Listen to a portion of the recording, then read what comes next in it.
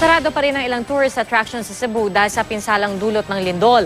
Ang nasirang Basilica Minore del Santo Niño naman, sinuri gamit ang isang high-tech scanner. Nakatutok si John Consulta.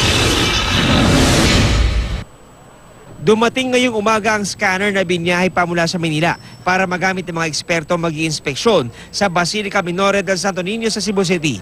Ipinwesto ang high-tech na equipment sa iba't ibang bahagi ng Basilica. Ang pakay, matukoy kung gaano kalaki ang pinsala ng malakas na lindol nitong Martes. Ang resulta ng pagsusuri, magiging basihan ng mga susunod na hakbang para sa pagkukumpuni ng simbahan at ng gumuhong tore. Proper documentation yan, may aakyat din sa taas. Will equip yung mga bata na yun, very competent. Silang gagawa ng documentation.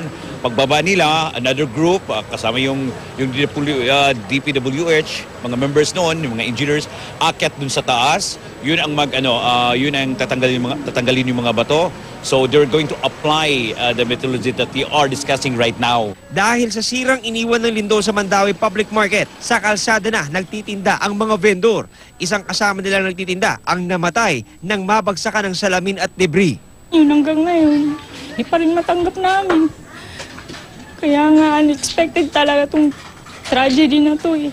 Hindi na ako babalik pa ulit sa loob.